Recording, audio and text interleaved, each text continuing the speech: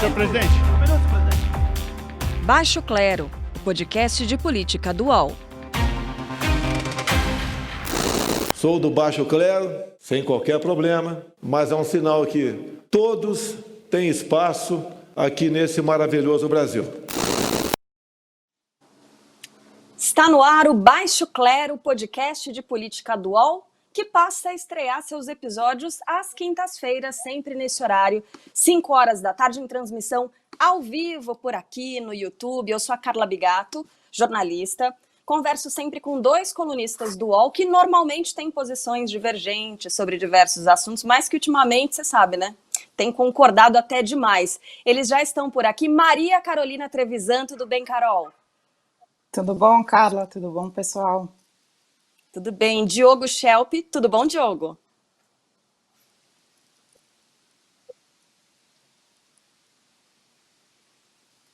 Eu ouvi o Diogo. O Diogo tá tudo bem por aí? Você pode perceber, você que está acompanhando a nossa transmissão agora, a nossa live, tá cada um na sua casa, porque, claro, a gente está nesse período de pandemia, então home office continua valendo por aqui, o isolamento social. Então, vez ou outra, a gente pode ter essa falha, essa interrupção, mas a gente segue por aqui com essa transmissão, porque coisa fácil não é pra gente, né? Convenhamos. Política nacional, as últimas semanas elas não têm sido fáceis, e o que a gente tem pro cardápio desse episódio aqui é nada mais, nada menos do que a saída de um ministro, dessa vez o ministro da Educação, a prisão do ex-assessor de um senador que é filho do presidente da República, e no último bloco do Baixo Clero, você sabe, sempre tem o nosso quadro Frigideira, em que 2 figuras do cenário político são feitas pela Carol e também pelo Diogo Schelp. Eu sugiro a gente começar pela saída do ministro Abraham Weintraub, que se despediu hoje com o seguinte vídeo. Nesse momento, eu não quero discutir os motivos da minha saída, não cabe. O importante é dizer que eu recebi o convite para ser diretor de um banco. Eu já fui diretor de um banco no passado, volto ao mesmo cargo, porém no Banco Mundial. O presidente já referendou, obrigado, presidente, e com isso, eu, a minha esposa, os nossos filhos e até a nossa cachorrinha Capitu, a gente vai poder ter a segurança que hoje me está deixando muito preocupado. É um momento difícil. Todos os meus compromissos de campanha continuam em pé e busco implementá-la da melhor maneira possível. A confiança você não compra, você adquire. Todos que estão nos ouvindo agora são maiores de idade e sabem o que o Brasil está passando. E o momento é de confiança. Jamais deixaremos de lutar por liberdade. Eu faço o que o povo quiser. Uau! Bom, essa saída já era tida como certa, né, desde a semana passada. Agora, nada mal um cargo na direção do Banco Mundial, hein, Diogo Schelp? Essa ainda precisa da aprovação dos outros países, né, que seriam representados essa diretiva, mas nada mal, né? É de se questionar até se o Weintraub merece tanto, mas, porque na verdade, assim, como gestor no Ministério da Educação, ele se provou um desastre. Ele realmente não fez absolutamente nada que justifique ele conseguir um cargo. Mas a questão é, o Bolsonaro queria uma saída honrosa para o Weintraub, porque o Weintraub era um dos mais leais do Bolsonaro, né? Vocês lembram naquela reunião do dia 22, o Weintraub fez aquela declaração que foi o que mais gerou problemas para ele desde então, né? Que ele chamou os ministros do STF de vagabundos e sugeriu a prisão de todos eles. Para que fala, o próprio presidente Bolsonaro fez declaração, né, comentando a fala do Weintraub, reafirmando praticamente o que o Weintraub tinha dito, mas ele mesmo dizendo palavras mais educadas, né? Então, é preciso lembrar que o Weintraub era do núcleo ideológico do presidente. O governo Bolsonaro tem uma característica que é a de expelir ministros que fazem a coisa certa, e aqueles que têm o discurso mais ideológico possível, né? Que quem atacar os adversários bolsonaristas sociais e assim por diante, o que faz em si não importa muito. Então, né, os dois últimos ministros da saúde, por exemplo, tiveram que sair do governo por fazer a coisa certa, não por fazer a coisa errada, né? O ministro Moro, a gente conhece as circunstâncias em que saiu. Já o Weintraub sai com cargo e assim por diante, né? Lembrando que, então, pode ser que ele nem consiga confirmar essa. Quando a Regina Duarte saiu, também com uma tentativa de dar uma saída honrosa, foi prometido para ela um cargo na Cinemateca, que até hoje não se concretizou, né? Então pode ser que numa saída tem essa promessa e depois não se sabe se realmente vai acontecer. Carol, tem gente que se pergunta se foi uma espécie de cortina de fumaça para um dia tão movimentado quanto hoje, porque a saída de Weintraub, como a gente já sabia, né, na semana passada a gente já falava sobre isso, até na outra semana, se não me engano. Será que isso pode ter sido usado para aplacar essa mais nova crise? E tem um outro ponto também que é muito importante a gente discutir, que é o que esperar para a educação no Brasil pós-pandemia. Né, é uma preocupação para os estudantes em geral, mas especialmente para quem é da rede pública. E aí, como é que fica? Será que o Weintraub foi usado como uma cartada num momento planejado? Pode ser, né, Carla? O governo Bolsonaro tem esse tipo de prática de colocar questões, outras bombas para poder encobrir outras crises, né? Crise sobre crise. Mas o fato é que Weintraub falou tudo o que quis, como quis, da maneira como quis, e foi muito pouco eficiente e competente na gestão do Ministério da Educação, que é tão importante. Na verdade, ele causou bastante confusão nessa trajetória dele, né? Não há nada assim que se salve. E, inclusive, uma questão que é muito importante, que é uma marca também do governo Bolsonaro, e nos aponta assim, para o futuro, é que nessa madrugada, a última ação do Weintraub foi revogar uma portaria que sugere, não obriga, mas sugere ações afirmativas nas universidades para cursos de pós-graduação. Eu conversei hoje com uma colega do Núcleo Afro de Pesquisas do SEBRAP, a Ana Carolina Venturini, e ela me disse o seguinte, ela fez uma pesquisa sobre isso, ela me disse que essa portaria ela é importante, apesar de não ser obrigatória, mas ela quintuplicou o número de políticas decorrentes dessa resolução. E isso é bem fundamental no momento em que o país vive também muito mais claramente a questão racial, né? O racismo está muito mais explícito nesse momento por causa também dessas manifestações no mundo. E aí ele revoga isso nessa noite. Isso não significa muita coisa, pode ser um tiro que saia pela culatra, mas significa um posicionamento, sim, do governo Bolsonaro contra as ações afirmativas e políticas de diminuição da desigualdade racial no Brasil. Não, acho que isso não ajuda em nada o país, muito menos a educação, né? Quanto mais diversidade a gente tiver nas universidades, muito melhor. Achei forte essa frase da Carol do nada se salva nesse período do Weintraub. Foram 14 meses, né, Diogo? Fala. Não, eu ia comentar sobre essa pergunta que você fez para a Carol, quer dizer, se foi uma cortina de fumaça. Eu acredito que não. O Bolsonaro ele tem, de fato, essa estratégia, né, de soltar alguma declaração polêmica quando tem algo acontecendo contra ele, mas nesse caso, é preciso lembrar que Weintraub já estava sangrando no cargo há bastante tempo, né? Principalmente desde aquela reunião ministerial. E depois ele ainda participou de manifestações no domingo, né, essas manifestações que são agora investigadas. E outra coisa, na verdade, ao sair do governo, ao garantir a demissão ali do Weintraub, o Bolsonaro ele dá um fim a essa sangria, né? Esse problema que está no Weintraub, ele é investigado no inquérito das fake news no STF. né? Então ele dá, esse assunto, digamos assim, se encerra. Não se encerra para Weintraub, porque ele vai continuar sendo investigado, né? Mas se encerra para o governo, no momento em que ele empurra o Weintraub para outro lugar. Já o problema do Queiroz, da prisão do Queiroz, é uma coisa que vai se arrastar. Agora é que começa para valer. Então, na verdade, eu não vejo uma conexão. Já era uma coisa que estava sendo prevista para esta quinta-feira, e quando a gente observa a economia do presidente nesse vídeo que foi divulgado, né, em que Weintraub faz esse discurso lendo o papel, o presidente está uma feição terrível, Carla. Ele parece que ele está pensando em outra coisa ali naquele momento, viu? Parece que ele não tá pensando no Weintraub, está pensando em outra coisa.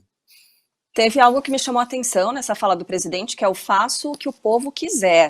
É mais uma fala um tanto enigmática, né, do presidente, que nos últimos dias disse que vai chegar a hora de tudo ser colocado no lugar. Então são falas enigmáticas que sugerem ações, mas que a gente não tem certeza do que se tratam exatamente, né? Antes de passar para o assunto Queiroz, eu queria chamar aqui a participação da nossa audiência, lembrando que você que está acompanhando o Baixo Clero pode sempre participar, mandar questões para cá, mandar opinião, crítica, sugestão, participar do Frigideira também, pelos perfis do UOL Notícias, @UOL Notícias, no Instagram e também no Twitter. @Jussi Alencar diz o seguinte, gente, qual o nome provável para assumir o MEC, o Ministério da Educação? Será que a gente vai ter um interino na educação também, Carol Trevisan? Então, o que a gente tem visto é que muito provavelmente vai ser o Carlos Nalini, né, que é quem fez a política de alfabetização e leitura do governo Weintraub, mas também a mesma linha ideológica. Ele não fala tanto, é mais discreto, mas ele também nega Paulo Freire, a pedagogia de Paulo Freire, então não vejo que seja muito diferente. Tem apostas, Diogo? Não, eu que não tenho dúvidas de que vai ser alguém com medo ideológico, ainda mais no Ministério da Educação, que é considerado o Ministério da Guerra Cultural, Ministério da Guerra Cultural do bolsonarismo, né?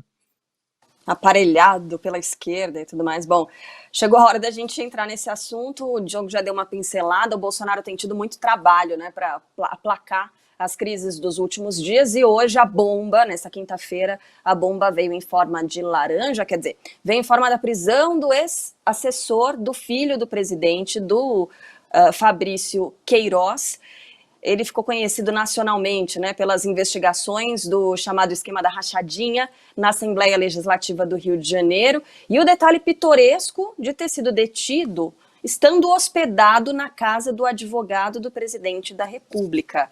Na semana passada, Diogo, a gente usava por aqui o termo tempestade perfeita para descrever a fase de Wilson Witzel, né, no Rio de Janeiro. A gente pode usar o mesmo termo para descrever agora a fase de Bolsonaro, não? O Frederic Wassef, que é o advogado dos Bolsonaro, conhece já há bastante tempo o presidente, inclui-se a ele ali a ter falado no vídeo do presidente lá em 2014, dizendo que o Bolsonaro ia ser presidente, né, quando ele ainda era deputado federal. Ele é muito próximo até hoje do presidente, quer dizer, não é uma coisa que está no passado, não. Por exemplo, ele esteve na posse do novo ministro das Comunicações, do Faria, e a mulher dele e a primeira-dama são amigas, então, e já fizeram comprar, um comprou o outro por valor muito mais abaixo do que o valor de mercado, coisa do tipo, né? E também, então, quando teve o caso do Queiroz, quer dizer, quando teve a operação no Rio de Janeiro, que deu origem a essa história toda, lá em 2018, ele estava pessoas que fizeram a estratégia de defesa, né, participaram ali das decisões, por exemplo, de exonerar o Queiroz, que era assessor do Flávio Bolsonaro na Assembleia Legislativa. Então ele é muito próximo, e ele também foi entrevistado, acho que em setembro do ano passado, ele foi perguntado por uma jornalista onde estava Queiroz, né, e ele disse, não sei, não sou advogado dele, e a verdade é que o Queiroz já estava há 1 ano no sítio dele em Atibaia, né. É um caso à parte na política brasileira, hein? Pois é. Deixa eu aproveitar para registrar aqui mais dúvidas. Eu estou olhando para uma outra tela aqui, porque as coisas acontecem tão rápido, né? Que a gente vai apurando aqui a informação ao mesmo tempo que a gente vai conversando no nosso podcast. Carol, deixa eu fazer a pergunta do Chico Eugênio, que diz o seguinte: o problema da família Bolsonaro, será que foi querer parecer diferente dos políticos tradicionais? Porque é agravante isso, né? O presidente Jair Bolsonaro ter se vendido como um político totalmente diferente dos que já passaram, né, pelo Palácio do Planalto. Inclusive negando a própria política, né? Bolsonaro se elege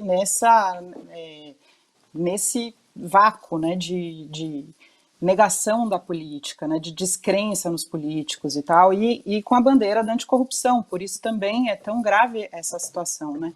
Quer dizer, o governo Bolsonaro tem se demonstrado como um leão banguela, sabe? Faz muito barulho, mas não morde. Porque o que a gente está vendo agora é desmontar toda esse planejamento, essa ideia que ele quis vender durante a campanha, né, Carla? Aos poucos o castelo de cartas vai caindo, né? Pois é, Queiroz tem a história é mais um elemento importante nisso, super importante. Do diálogo com o Centrão, né, o apoio do Centrão, troca de cargos ali por apoio político. E aí tem mais uma pergunta aqui, Diogo. Michel de Paula. Quanto essa prisão pode influenciar na queda do clã Bolsonaro? Isso é muito frequente aqui na audiência, né? O @UOL Notícias, perguntando sobre a saída ou não do presidente Jair Bolsonaro do cargo, se existe possibilidade de impeachment. Toda semana a gente recebe pergunta nesse sentido. A prisão de Queiroz acaba sendo mais um elemento para entrar nesse cozido todo, né, Diogo?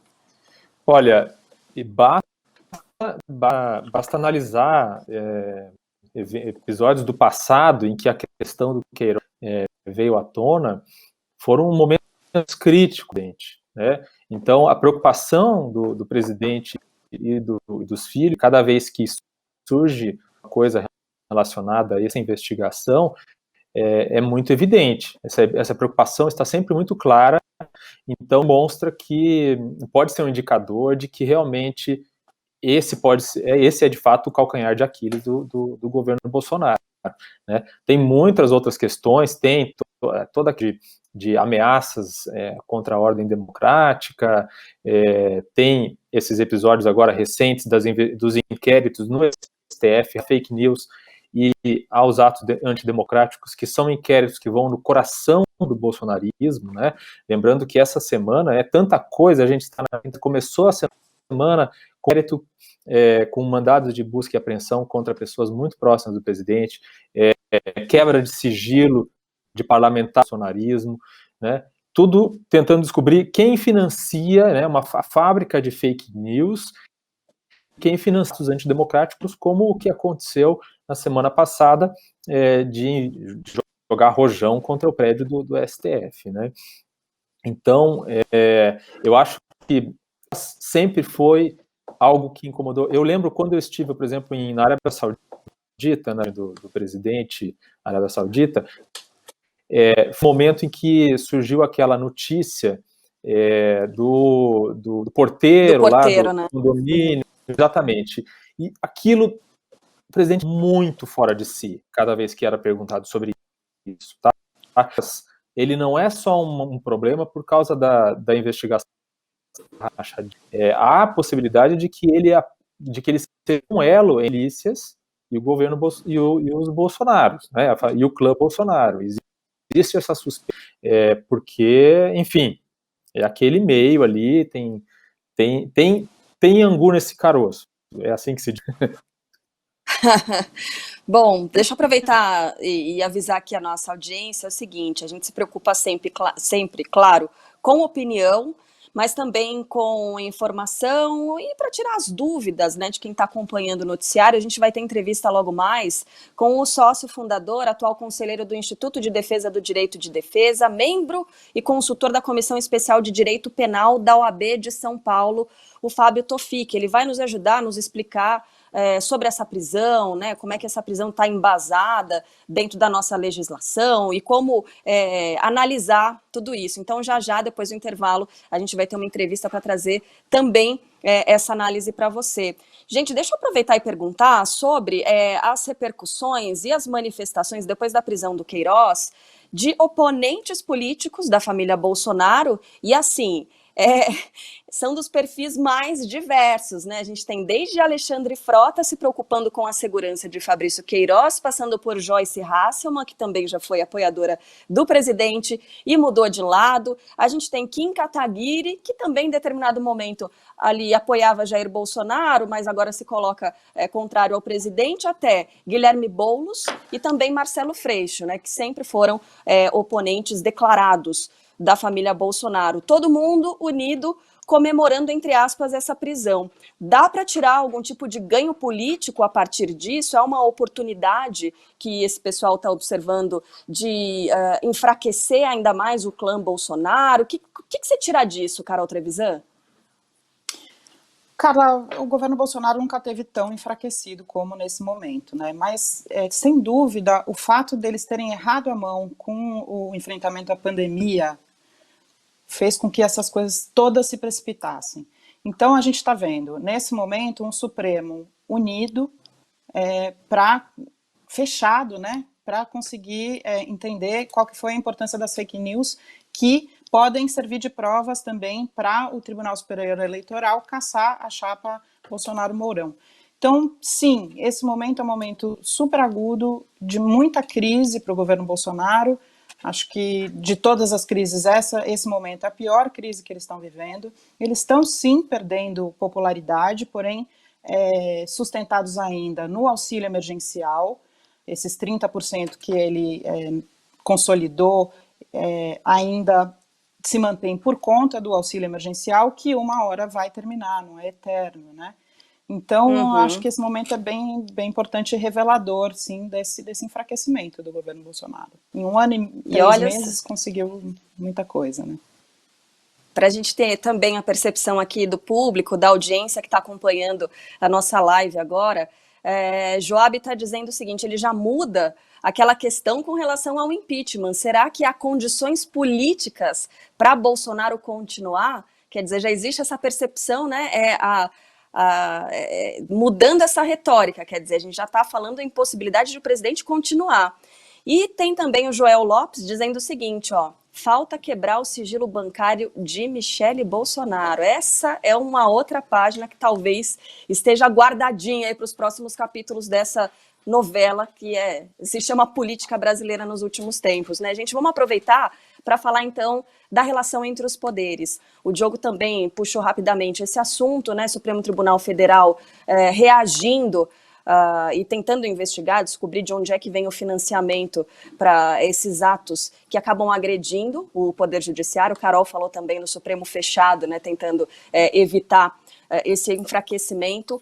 Como é que isso chega, como é que isso enfraquece ainda mais a imagem do presidente Jair Bolsonaro e essa base? A Carol estava falando sobre o apoio dos eleitores, né? Pode ajudar a diminuir essa base de apoio, na opinião de vocês, esse embate que está acontecendo com o judiciário, que é um embate fortíssimo, talvez o mais forte desde o início desse governo, não? Carol? Então, até vamos trazer uma notícia bem quente que acabou de sair. O Supremo decidiu que o inquérito que investiga fake news deve continuar por 10 votos a 1, então confirmando isso que eu acabei de dizer. Que o Supremo está fechado e está querendo, de fato, entender se essa popularidade ela é financiada por alguém ou se ela, de fato, é consistente, né? Repete a pergunta para mim, Carla, por favor, porque eu estava aqui tentando achar essa notícia.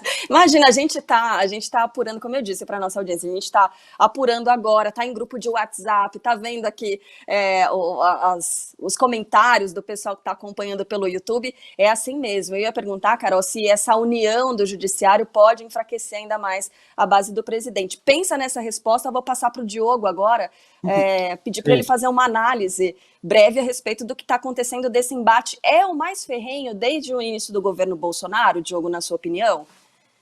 Com certeza. Eu acho assim, do ponto de vista de popularidade, primeiro, Tá?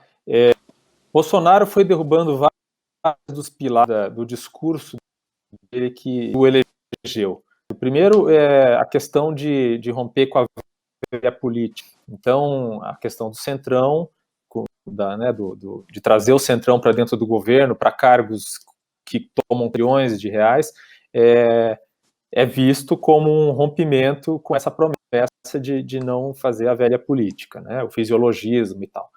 Toma lá a questão da corrupção, então, o discurso do Bolsonaro se moldando, conforme vai caindo, né, surgindo essas decepções, eles vão moldando. Então, outro discurso, o que se argumenta agora, por exemplo, é que, mas pelo menos esse é um governo que não rouba.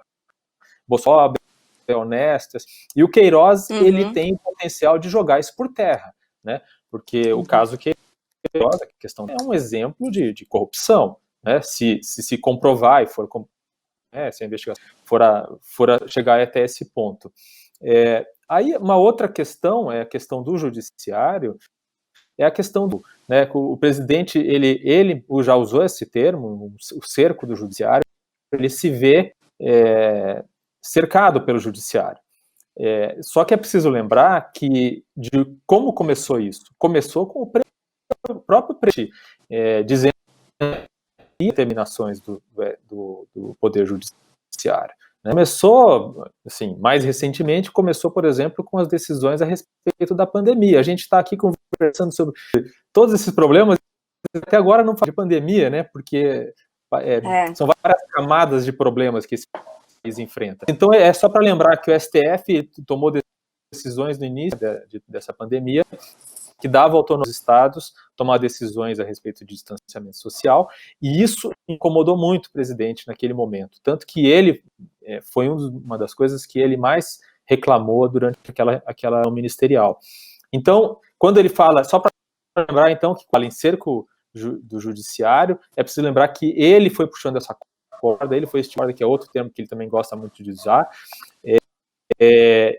o STF, em vez de recuar, partiu para cima, como se viu essa semana. Dessa vez partiu para cima. Ô, Carol, cerco do judiciário, pelo jeito cola entre o eleitorado, porque tem muita gente defendendo a Sara Giromini, né? Que ameaçou o ministro do Supremo Tribunal Federal em vídeo, parece que estava forçando uma prisão e acabou presa, não teve jeito. E aí, me fala da sua opinião. Eu discordo de que tenha muita gente defendendo a Sara, né? Parece que ela foi como uma isca. Ela foi a pessoa escolhida para esticar essa corda, para fazer um protesto diante do Supremo, estimular esse protesto diante do Supremo 2 vezes, que são protestos antidemocráticos, que podem, inclusive, ameaçar a segurança nacional, uma vez que fogos de artifício em direção ao Supremo. E aí, na hora que você vai ver a defesa dela, não teve uma hashtag que subiu, a própria Carla Zambelli, deputada bolsonarista, disse que avisou Sarah Winter de que não deveria fazer esse tipo de ato, então talvez ela também já soubesse dessa ideia da Sarah. Ou seja, para mim, na minha compreensão, ela foi usada como uma isca para ver até onde poderiam esticar essa corda, para usar um termo que o presidente também tem usado ultimamente, né? Bom, a gente vai fazer um intervalo bem rapidinho aqui no Baixo Clero, o podcast de política do UOL. É rápido mesmo, alguns segundos, e a gente já está de volta por aqui com mais convidado. Até lá. Geração P é o podcast semanal do UOL sobre os impactos do coronavírus na nossa sociedade, economia e cultura. P de pandemia, de perspectivas e principalmente de projeções. Todas as segundas, quartas e sábados a gente traz um novo episódio. Você pode ouvir o Geração P e outros programas do UOL em uol.com.br/podcasts, no YouTube e também nas principais plataformas de distribuição de podcasts. O UOL tem uma novidade que vai ajudar a sua empresa a entrar no mundo digital. É o Meu Negócio Não Para, que ajuda pequenos empreendedores do Brasil a superar o cenário de crise provocado pela pandemia da Covid-19. Acesse uol.com.br/Meu Negócio Não Para.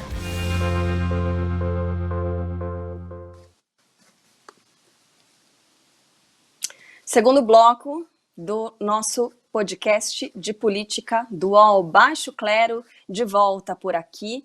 Nessa semana a gente estreando um modelo diferente, estreando os episódios às quintas nesse horário, a partir das 5 horas da tarde, com transmissão ao vivo no YouTube. E a gente vai chamar um convidado para nos ajudar a entender o que está acontecendo, porque não está fácil de entender. Você tem opinião por aqui, você tem informação também para formar a sua própria opinião.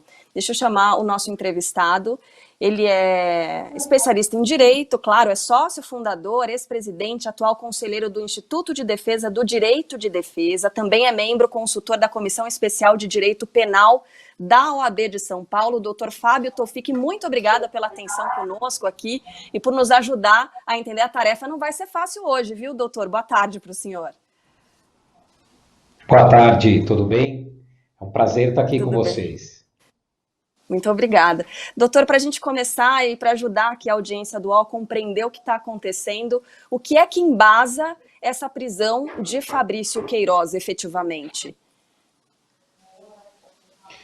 Olha, a gente precisa olhar com um pouco de atenção às decisões que não foram disponibilizadas ainda, não se teve acesso a esses documentos, mas eu acho que o que a gente pode concluir, falei com a Carol mais cedo sobre isso, é que essa prisão foi decretada agora, né? É importante estabelecer essa premissa de que não havia uma prisão contra ele, contra o Fabrício Queiroz, até hoje, até ontem, né? Ou até recentemente. Então, ele, embora estivesse sumido, né, do ponto de vista jurídico, a situação dele não era de um réu foragido da justiça. Então, muito se questionou hoje se haveria um crime, até do advogado, de mantê-lo num sítio, escondido e tudo mais. Me parece que não, porque ele não estava nessa circunstância de foragido da justiça. Agora, é evidente que o próprio desaparecimento dele, sem dar nenhuma notícia, sem se saber do seu paradeiro, muito provavelmente, eu não quero aqui arriscar palpites, no caso sem ter lido as decisões, mas muito provavelmente eles foram usados para fundamentar essa prisão, né? Um réu, um investigado, ele não é obrigado a comparecer a depoimentos, porque ele tem o direito ao silêncio. O Supremo, inclusive, decidiu isso recentemente, julgando inconstitucionais aquelas tais das conduções coercitivas, né, que levavam o investigado à força para depor na hora de uma operação, porque justamente não há essa obrigação, não há como obrigar alguém a depor. Mas o comportamento dele de sumir, né, sabendo que tem uma investigação contra ele, desaparecer do mapa, muito provavelmente deve ter sido de alguma forma usado para fundamentar essa prisão. Mas eu repito, nós precisamos ver com calma para entender quais foram os motivos concretos dessa medida. A informação que eu aqui é que a prisão seria porque ele estaria, a prisão teria sido fundamentada porque ele estaria possivelmente interferindo nas investigações. Não sei de que maneira. Quer dizer, poderia ser uma justificativa, é uma justificativa comum para uma prisão nessas condições. Uma prisão preventiva, ela pode ser decretada por 3 motivos, né? O primeiro é de garantia da ordem pública. Se for uma pessoa que coloca em risco a ordem pública, o crime imputado a ela é tão grave, ela tem uma reiterada prática delitiva, que a própria colocação dele em liberdade já é um risco. Ou há outras duas, que é o risco da aplicação da lei penal, é o sujeito que dá mostras de que está pretendendo fugir, está se desfazendo de tudo, está tirando passaporte estrangeiro, enfim, condutas que demonstrem que ele pretende ir embora do país e não responder pelo crime. E garantia da instrução. O que é a garantia da instrução?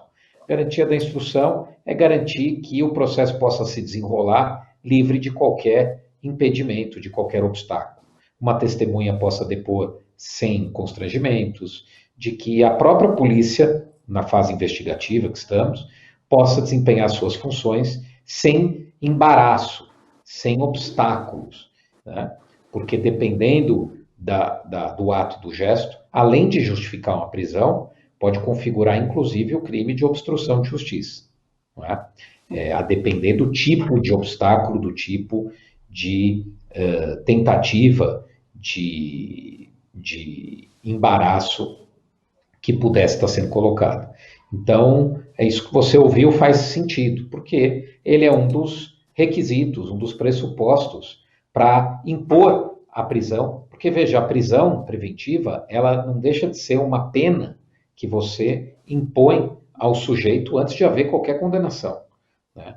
Antes de haver, nesse caso, até acusação formal. O que existe aqui é apenas uma investigação, não é? Então é uma medida muito drástica, né? Ela não pode servir de antecipação de pena, não é? Muito embora a medida seja a mesma, né? A pena de prisão e a pena de prisão preventiva, elas têm a mesma repercussão na vida do sujeito, que é ficar no sistema prisional. Mas ela precisa ser usada com muito cuidado, porque senão ela se reveste de caráter punitivo e ela não pode ter caráter punitivo antes de uma condenação. Então algo ali chamou a atenção dos investigadores, do juiz que decretou essa prisão, para que fosse imposta uma medida tão drástica num momento como esse, que é um momento, repito, de fase embrionária, de investigação, em que não há sequer uma acusação formal. Uhum. Dr. Tawfik, obrigada por participar, por aceitar nosso convite de estar aqui hoje. Eu tenho mais uma questão para colocar sobre esse caso. Um outro instrumento que ficou muito conhecido durante a Lava Jato é a delação premiada, que depois é chamada de colaboração premiada, né? Queiroz disse, antes de sumir, que não suportaria a prisão da filha e da esposa dele. O senhor acha que cabe colaboração premiada agora? Isso pode implicar ainda mais o senador Flávio Bolsonaro? Essa é uma pergunta importante, porque, veja, estamos discutindo tudo em tese, né? Porque eu não trabalho nesse caso, não conheço os autos, não conheço as provas, mas, dependendo de como essas circunstâncias se apresentarem no processo, pode haver diversas interpretações, né? O Queiroz é um potencial colaborador? Se ele for um potencial colaborador, se ele tiver dado mostras que estava pretendendo colaborar com a justiça e, de alguma forma, foi coagido, foi induzido, foi convencido a não colaborar, cada um desses verbos que eu enumerei pode gerar uma interpretação, né? A coação, a prisão, mas o induzimento, o convencimento, gera uma discussão e são questões que ainda não estão muito resolvidas nos nossos tribunais. Eu lembro aqui um caso do Eike Batista, que teve a prisão decretada, ele de um sócio, e um dos motivos era de que se estaria tentando, de que teria havido ali um acerto de versões entre os réus. Lá atrás também o Paulo Maluf e o filho foram presos, quando ainda nem existia a colaboração premiada, foram presos com o argumento de que estariam ajustando versões, né? Essas prisões foram revogadas, mas o Supremo ele não entrou firme nessa questão para que se pudesse firmar, estabelecer um precedente importante e claro a respeito de até onde vai a liberdade de se definir alguns entendimentos entre os réus, né? O que eu acho que é importante aqui deixar claro é que, independente da leitura jurídica que possa vir a ter o fato de ele ter sido encontrado no escritório ou na casa do seu advogado, né? Se isso configura obstrução de justiça, eles estavam coagindo o Queiroz queria colaborar e eles estavam pressionando para não colaborar. Tudo isso são coisas que precisam ser melhor esclarecidas, né? Agora, algumas coisas já sobressaem de forma muito clara, né? A família, o Flávio Bolsonaro, a família, negava qualquer contato com esse sujeito. Diziam não ter o menor conhecimento do seu paradeiro. Não é? Então, embora não configure nenhum crime, ele está na casa do seu advogado, do ponto de vista do advogado das provas... do Flávio, né? O advogado do Flávio, né? Embora eu não veja crime em ele estar lá, é evidente que isso estabelece uma relação de proximidade, para não dizer até de promiscuidade, né? Com esse investigado, que a família Bolsonaro tentava manter uma distância enorme quando falava sobre ele, e que agora esses fatos vêm desmentir o que eles diziam, né? Que não sabiam onde ele estava, que não sabia... Então, eu acho que isso, na verdade, é o que mais vai ter peso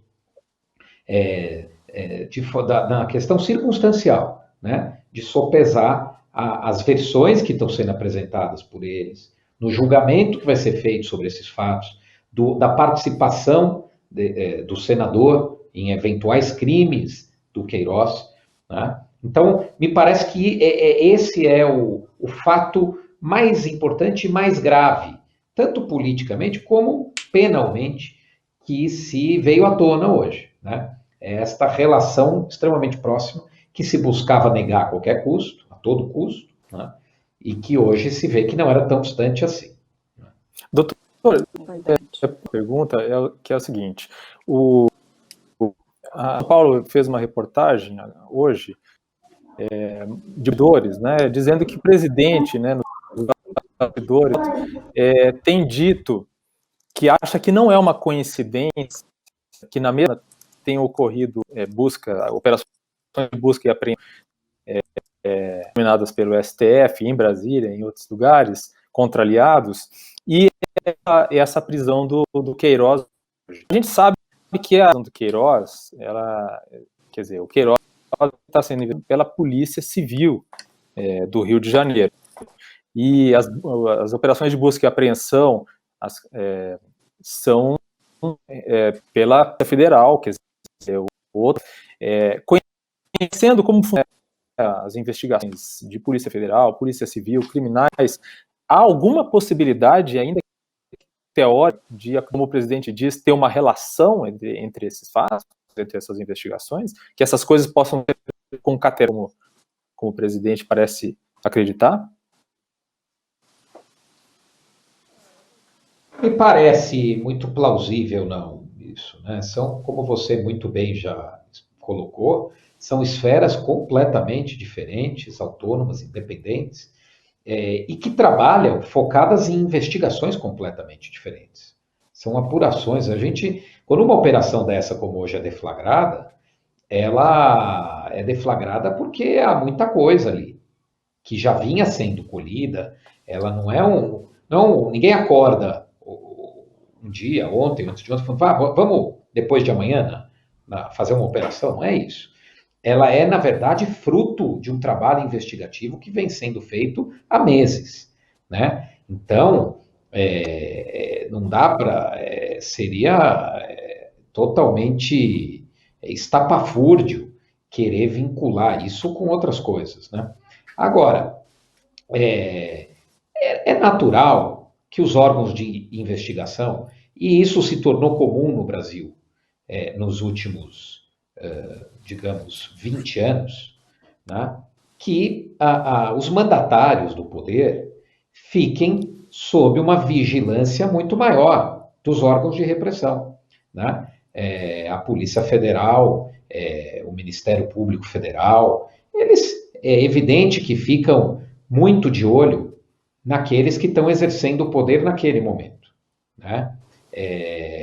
Então, essa coincidência, ela nada mais é fruto do fato de que esses fatos envolvem aqueles que hoje ocupam o cargo de maior poder da República, né? E é natural que as investigações sejam tocadas com atenção, com esmero, com dedicação, e é bom que assim seja. Agora, é importante dizer também que isso não significa que, porque nós não gostamos desse ou daquele governante, a justiça penal possa ser instrumentalizada para tirá-lo do cargo. Isso não pode ser feito em hipótese alguma, né, o respeito à legalidade, que eles sempre menosprezaram, né, esse respeito aos direitos, às garantias constitucionais, que eles sempre defenderam o oposto, que eles sempre foram contra, sempre foram tratados como panegírico de delinquentes, né, os direitos humanos sempre visto como escudo de criminosos, valem para eles também, né? Então, a legalidade ela tem que ser observada, por isso é importante essa ressalva que eu fiz de que não vejo crime na conduta do advogado, não é possível uma caça às bruxas, e eu acho que os problemas, o ideal é que eles se resolvam no terreno da política, né? Um velho advogado americano dizia que as crises políticas geram péssimos precedentes da jurisprudência, dos tribunais, né? Então, o ideal é que as crises políticas sejam resolvidas dentro da política. É claro que se a família Bolsonaro cometeu crime, se os seus, o senador, o presidente, ele teria que responder por isso. Mas eu acho que nós não podemos ir com muita sede ao pote, né? Não podemos querer que o direito diga aquilo que nós gostaríamos que ele dissesse neste caso, né? O direito tem que ser usado e aplicado de igual forma para todos. Repito ainda que essa não seja a forma como a família Bolsonaro sempre encarou o direito, a Constituição e as leis do país. Bom, foi muito importante a participação do Dr. Fábio Tawfik também para esclarecer as pessoas que têm dúvidas, por exemplo, se essa prisão tem relação direta com aqueles crimes que foram relatados lá atrás. Então, aparentemente, tem relação com a conduta atual de Fabrício Queiroz, tentativa de atrapalhar a investigação, ou se descobrir, né, doutor, que ele continua incorrendo no mesmo crime, enfim, praticando o mesmo crime. Então, tem relação com isso, com a conduta de Queiroz agora e não com a conduta que começou a ser investigada anteriormente. É importante até, se vocês me permitirem, essa investigação, para que se lembre, ela cuida da tal rachadinha de gabinetes, né? Que é uma prática extremamente comum, né? Principalmente, ela é uma prática comum de políticos corruptos, mas que não têm um poder para usar a corrupção, para praticar a grande corrupção. Então, eles fazem essa pequena corrupção, que é dentro do próprio gabinete, né? Eles contratam um fulano por 10 mil reais e combina com ele que ele vai devolver metade do salário e assim ele forma ali um rendimento para ele. Muito comum, é isso que está sendo investigado, é uma prática que na maioria das vezes configura corrupção, né? É isso que a família está sendo investigada. O Queiroz é o sujeito acusado de organizar essa rachadinha. Então, por isso que eu repito, não tem nada a ver com o que recentemente se viu em Brasília, dos problemas dos inquéritos do Supremo e tal. Isso é uma investigação que existe até muito anterior ao próprio mandato de presidente da República, do Jair Bolsonaro, e é uma investigação que está em andamento e prossegue, e hoje culminou com essa operação. Mas a crise política torna tudo mais difícil, né? Deixa eu agradecer aqui ao Dr. Fábio Tawfik, sócio fundador, ex-presidente, atual conselheiro do Instituto de Defesa do Direito de Defesa, também membro consultor da Comissão Especial de Direito Penal da OAB de São Paulo. Doutor, muito obrigada pela participação e até uma próxima. Um abraço, obrigado. Valeu. Gente, chegou a hora do nosso quadro Frigideira.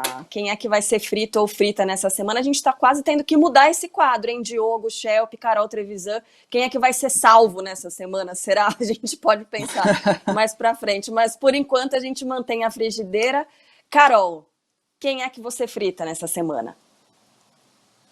Carla, por todas as circunstâncias, pelo momento que a gente vive, pelo fato de a pandemia ter sido negligenciada até este momento, pela crise política agravada, pela falta de também competência para lidar com a questão da economia, eu vou pôr na frigideira, pela primeira vez na minha frigideira, o presidente Jair Bolsonaro. Olha, tô surpresa, eu tô surpresa. Você não tá, Diogo? Não, eu acho que é um bom momento mesmo, né? Ele está num péssimo momento, o presidente. Então, acho que faz todo sentido. O meu fritado da semana Na verdade, não sou nem eu que estou colocando a frigideira, ele pulou na frigideira sozinho, que é o ex-ministro da Educação, Abraham Weintraub, e eu assisto ele pulando na frigideira, porque não tanto pelas coisas que ele fez nas últimas semanas, por exemplo, ter participado das manifestações, das coisas que ele vinha dizendo, tudo que ele fez, né, desde que ele assumiu o ministério, mas pelo fato de que a demissão dele pode significar, ou pode simbolizar a eleição no governo Bolsonaro. Eu acredito que daqui para frente, o fato do Bolsonaro ter tido que abrir mão de um ministro leal, como ele sempre valorizou, é muito momento de fragilidade que o presidente está vivendo agora, né? Então, por isso que eu, na verdade, estou assistindo o Abraham Weintraub pulando na frigideira, né? Porque, na verdade, não foi preciso fazer nada para colocar ele lá, né? Ele mesmo cuidou disso sozinho e parece empurrar o governo como um todo para um rumo aí muito, muito quente. Vai ficar tostadinho. Nessa sua imagem mental tem um guarda-chuvinha do Weintraub nessa frigideira, no pulinho que ele dá? Não, nem isso, né? Tipo Mary Poppins, que ele já fez um Singing in the Rain, né? Já fez o Gene Kelly, agora vai dar uma de Mary Poppins, abrir o guarda-chuva e pular na frigideira.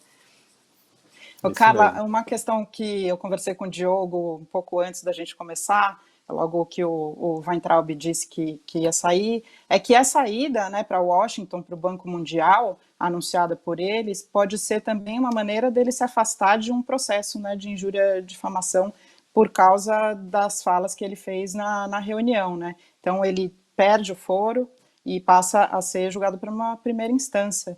Será que isso também é uma manobra para ajudar ele a se safar dessa questão? Pois é, e no futuro, quem sabe, usar a narrativa do exilado político, né? Fui perseguido por minhas opiniões e tive que deixar o Brasil. Vai saber, a história vai contar, né, gente? A história vai julgar. Desculpa, Diogo, eu te interrompi?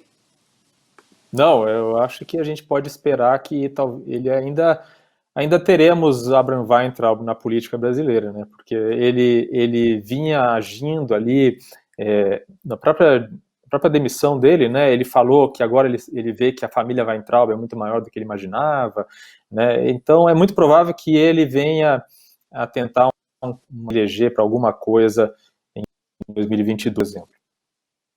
E essa história tá só no começo.